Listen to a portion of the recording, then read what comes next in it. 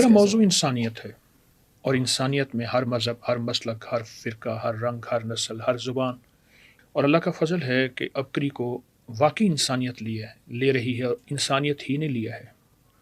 ان کے دکھ، ان کے درد، ان کے دنیاوی مسائل بھی، صحت کے مسائل ہیں، زندگی کی الجھنیں ہیں، اور ان کی آخرت کے مسائل بھی سامنے رکھ کے ایک نظام چل رہا ہے، اور میرے گمان خیال سے بالاتر ہے۔ اسے میں محض اس کریم کی کریمی اور اللہ کا فضل سمجھتا ہوں، اور بہت زیادہ مخلوق اور انسانیت کو نفع ہو۔ 1984 میں ہمارا ایک وظیفہ ہے، 2 انمول خزانے تھا، قرآن و حدیث سے ثابت ہے، عام نیٹ پہ پڑھا ہے، آپ سرچ کریں گے ابکری میں 2 انمول خزانے تو آپ کو وہ سارا مل جائے گا۔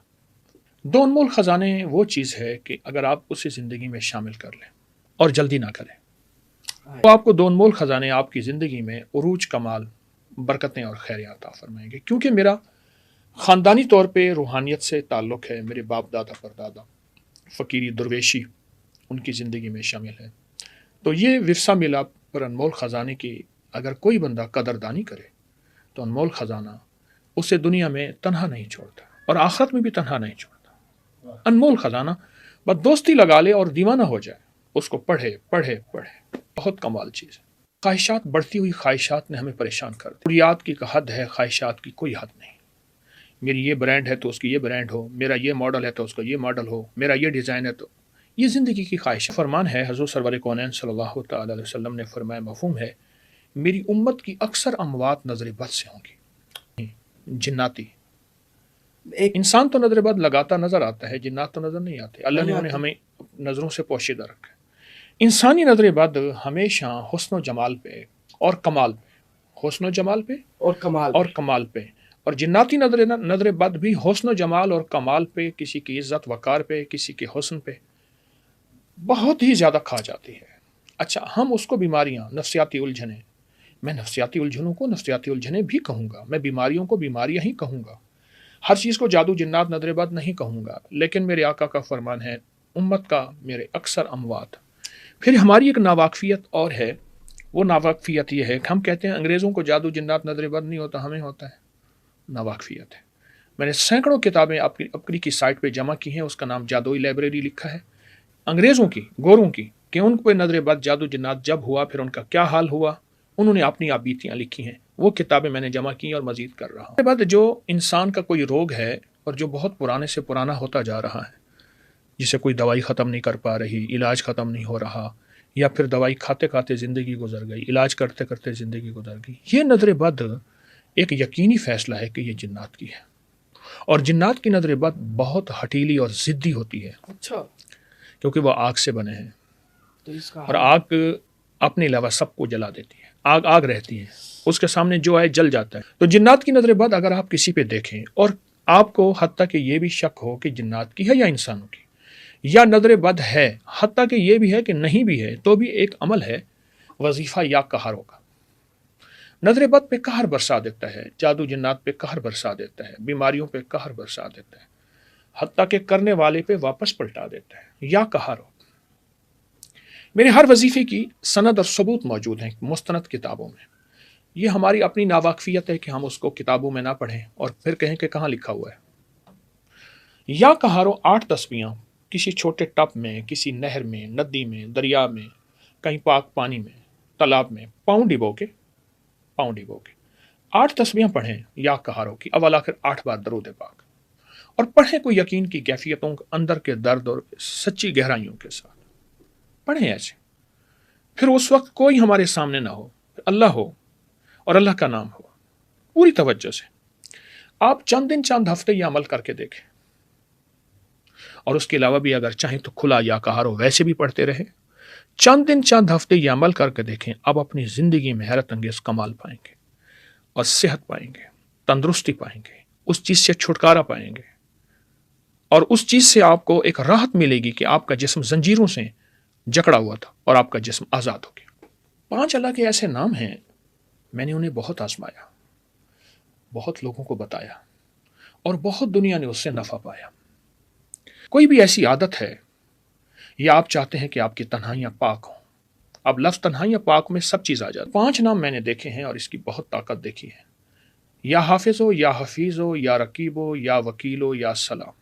بس اللہ کے یہ 5 نام ہر نماز کے بعد 11 بار پڑھ لیں، یا اٹھتے بیٹھتے بکثرت پڑھ لیں، یا جس چیز سے آپ کو نقصان کا اندیشہ ہے، وہ موبائل ہے، نیٹ ہے، تنہائیاں ہیں، ان کا تصور کر کے پڑھ لیں کثرت سے۔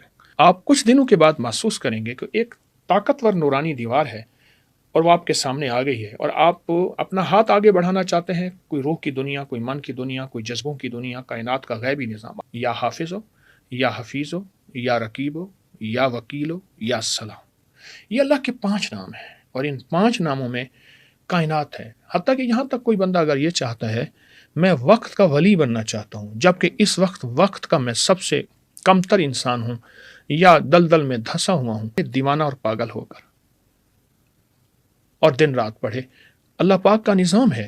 پتہ یہ 5 نام کیا کریں گے؟ ایک دائیں، ایک بائیں، ایک آگے، ایک پیچھے، ایک اوپر، اس کی حفاظتوں کا سارا محور بن جائے گا۔ اللہ اکبر۔ اور اللہ کا ہر نام، اللہ کا تو ایک نام ہی کافی ہے، اللہ کا ہر نام اس کے ارد گرد حفاظتوں کا، کفایتوں کا، کفالتوں کا، عافیتوں کا ایک سرکل، ایک حصار، ایک حفاظت کی دیوار بن جائے گی انشاءاللہ۔ حدیث میں آتا ہے کہ اللہ پاک تمہاری گمان کے بقدر تم سے معاملہ کرے گا، جیسے اللہ سے گمان کرو گے ویسے معاملہ ہوگا۔ ایک بندے کی بائیں آنکھ پھڑکی ہے تو اس نے گمان کیا کہ کچھ ہونے والا ہے، تو برا ہو جائے گا۔ پھر ہماری نفسیات کی جو سائنس ہے وہ ہماری سوچوں کا ہماری زندگی پہ اثر ہے۔ آپ جس چیز کو رات سوتے سوچتے سو جائیں گے وہ حقیقت میں ملے گا۔ اس لیے کہا کہ جو بندہ اپنی زندگی کی کوئی عادت چھوڑنا چاہتا ہے، یا کامیاب ہونا چاہتا ہے، یا زندگی میں ترقی کرنا چاہتا ہے، اس چیز کو سوچتے سو جائے، کسی سے چھٹکارا یا کوئی ترقی، کوئی کامیابی، کوئی عزت، عروج، کمال، سوچتے سو جائے۔ بس ایسی عالم یہ بدلے گا کہ اس کی زندگی میں خیریں، برکتیں، ترقیاں، کامیابی ایسے بڑھتی چلی جائیں گی۔ آپ اس کو سوچیں ہی نا۔ ہماری پرانے وقتوں میں، پرانی باتوں میں یہ بات ہے کہ بائیں ہاتھ پڑھ کے یا ہتھیلی میں خارش ہو تو یہ ملے گا، یہ چیزیں ہیں، حقائق سے تعلق نہیں بھی ہے، اور ہے اس لیے کہ جو سوچیں گے وہ مل جائے گا۔ بڑے کام رک جاتے ہوں، جس کی گلیاں بند ہو جاتی ہوں، جس کی راہیں اس سے بچھڑ جاتی ہوں، اور جس کے راستے اس سے ٹوٹ اور چھوٹ جاتے ہوں، میں ان کو کہوں گا کہ وہ ایک وظیفہ کریں، یا قادر ہو یا نافع ہو۔ اللہ تو اس بات پہ قادر ہے میری منزل مجھے ملا دے، اگر منزل ملا دے پھر اس کو نفع مند بھی بنا دے۔ گاڑی تو ملی پر ایکسیڈنٹ ہو گیا، نیا گھر ملا اس میں سکون چین ہی نہیں ہے، جاب ملی اور کشش تنخواہ ہے پر وہاں میری عزت وقار شان و شوکت ہی نہیں ہے۔ تو ہر چیز پہ قادر ہے، یا قادر ہو یا نافع ہو۔ اس کو جو بندہ صرف 45 بار پڑھے گا، 45 بار، اللہ پاک کا نظام چلتا ہے غیبی، اور جو سارا دن کثرت سے پڑھ لے۔ آپ نے اب اس کا ایک اور فائدہ ہی بتاؤں، آپ نے کوئی بے کرنی ہے، کہیں سے چیز خریدنی ہے، فروخت کرنی ہے، اور آپ کہتے ہیں آپ کو گھاٹا نہ ہو، آپ کو نفع نہ ہو، آپ نے کوئی رشتہ کرنا ہے، یا لینا ہے یا دینا ہے، قربانی کا جانور لینا ہے، یا آپ نے کوئی خریداری اپنی گھر کے راشن کی کرنی ہے، کوئی بھی، تو آپ صرف 45 بار یا قادر ہو یا نافع ہو پڑھ لیں، 45 بار۔ آپ نفع دیکھیں، آپ خیر دیکھیں، آپ کو انشاءاللہ نقصان کی بندش کی بنیاد سب سے پہلے تو اسباب کی دنیا میں ہماری چوائس، ہمارا انتخاب غلط ہو گیا کہ بار کرنا ہی نہیں۔ اچھا میری بیٹی اتنی پڑھی لکھی ہے اور اتنی ڈگریاں ہیں، ان کے پاس وہ ڈگری نہیں ہے، ہم شہر میں رہتے ہیں وہ گاؤں میں رہتے ہیں، یہ زندگی کے فرق اس نے نسلوں کو بہت نقصان پہنچایا ہے، اور بیٹیوں کے سر سفید ہو رہے ہیں اور ان کے ہاتھ پیلے نہیں ہوئے، یعنی شادی نہیں ہوئی۔ ایک تو اس سے ہمیں نکلنا ہوگا، یہ اسباب کی دنیا میں ضروری ہے۔ میں اصل میں ہر چیز پہ جادو کا ٹھپا کیسے لگاؤں؟ ہر چیز پہ جنات، وہ جن ہم بھی بن جاتے ہیں اپنی عادات میں، اپنے مزاج میں، اپنے اطوار میں، یا اپنے جذبوں اور سوچوں میں۔ اب شادی کے لیے ایک وظیفہ دوں گا، اور وہ وظیفہ میں نے بارہا آزمایا بھی ہے، لوگوں کو بھی دیا ہے۔ سورۃ والضحیٰ چھوٹی سی سورت ہے، اس میں 9 کاف ہیں، والضحیٰ واللیل اذا سجا ما ودعک ربک، کاف، بالکل، وللآخرۃ خیر لک، 9 کاف ہیں۔ آپ سورۃ والضحیٰ کاغذ پہ فوٹو کاپی کرا لیں، ہر کاف پہ اوپر سرخ نشان لگا لیں تاکہ آپ یہاں پھر ٹھہر جائیں، پھر جب مشق ہو جائے گی پھر آپ یاد کر لیں گے، اور ہر کاف پہ 9 بار یا کریم پڑھیں، لیکن ڈوب کے، اور یا کریم پڑھتے ہوئے آپ کو آپ کے مقصد، آپ کی پریشانی، آپ کے مسئلے اور شادی کی الجھنوں کا تصور ہو. یہ عمل لگتا ہے اس پہ 3 سے 5 منٹ لگتے ہیں سارے، پر یہ ہے عجب چیز. رزق دولت کے لیے بھی لاجواب ہے، رشتوں کے لیے جو کہتے ہیں کہ رشتوں سے تھک چکے ہیں اور بیٹی یا بیٹے کا رشتہ نہیں ہوتا، ان کو میں عرض کروں گا کہ چند دن، چند ہفتے، چند مہینے گھر کے سارے افراد، ورنہ گھر کے جتنے زیادہ افراد، اس کو پڑھنا شروع کر دیں اور اس کو مستقل پڑھیں ہر نماز کے بعد، یا دن میں 11 بار.